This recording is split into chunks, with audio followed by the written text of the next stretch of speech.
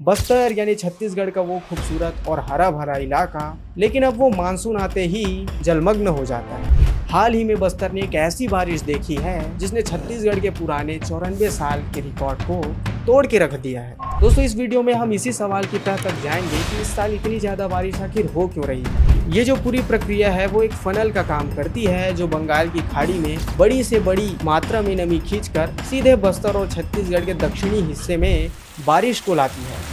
कुल मिला के इसका प्रभाव ये हुआ कि इन बाढ़ों में लगभग 8 से अधिक लोगों की जानें चली गई और 96 मवेशी जो हैं वो मारे गए हैं। दंतेवाड़ा में तो यहाँ तक की स्थिति बन गई है कि जो पानी को फिल्टर करने वाला प्लांट है वो पूरी तरीके से क्षतिग्रस्त हो गया। इसके कारण क्या हुआ है कि कई दिनों तक जो पानी की सप्लाई है वो पूरी तरीके से बंद है और अगर हम अभी सचेत नहीं हुए तो स्थिति और भी ज़्यादा बदतर होने वाली है। नमस्कार दोस्तों, आज हम एक ऐसे विषय पर बात करने जा रहे हैं जो पिछले कुछ समय से छत्तीसगढ़ के लगभग हर लोगों के मन में है। बस्तर यानी छत्तीसगढ़ का वो खूबसूरत और हरा भरा इलाका, लेकिन अब वो मानसून आते ही पूरी तरीके से जलमग्न हो जाता है।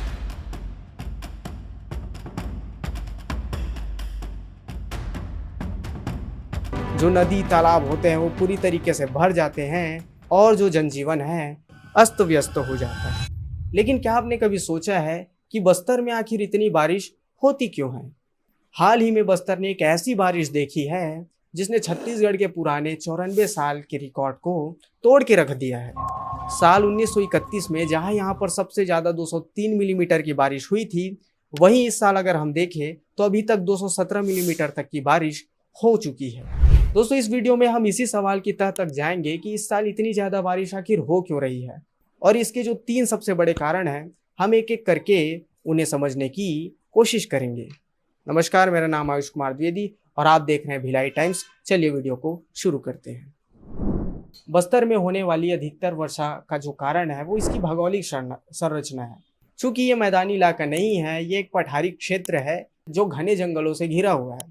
इसी वजह से इसमें सामान्य जगहों से ज़्यादा ही वर्षा होती है। दोस्तों, जब बंगाल की खाड़ी से नमी से भरी हुई जब मानसूनी हवाएं आती है तो वे इन पहाड़ियों से टकराती है। हवाएं ऊपर उठने के लिए मजबूर होती है जिससे वे ठंडी हो जाती है और जब हवा ठंडी होती है ना तो उसमें मौजूद जो नमी होती है वो पानी की बूंदों में बदल जाती है और बारिश के रूप में बरसने लगती है। इस प्रक्रिया को हम ओरोग्राफिक वर्षा कहते हैं। बस्तर में चित्रकूट और तीरथगढ़ जैसे बड़े जलप्रपात हैं।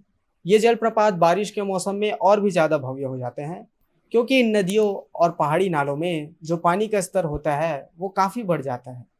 पहले तो हमने ये समझ लिया कि जो बस्तर है उसकी भौगोलिक बनावट ही कुछ इस प्रकार से है कि वहाँ सामान्य से ज़्यादा बारिश होती है।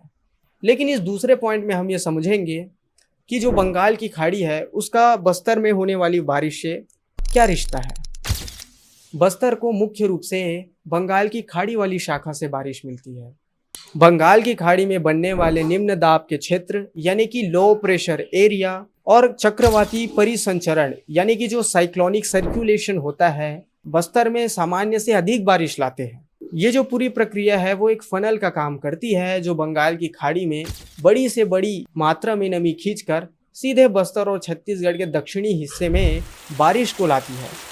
इसी कारण से हाल ही में बस्तर, दंतेवाड़ा, सुकमा और बीजापुर जैसे जिलों के लिए भारतीय मौसम विज्ञान यानी कि IMF ने रेड अलर्ट जारी किया था, जबकि जो कोंडागांव है और जो कांकेर है उसके लिए मौसम विभाग ने ऑरेंज अलर्ट जारी किया था।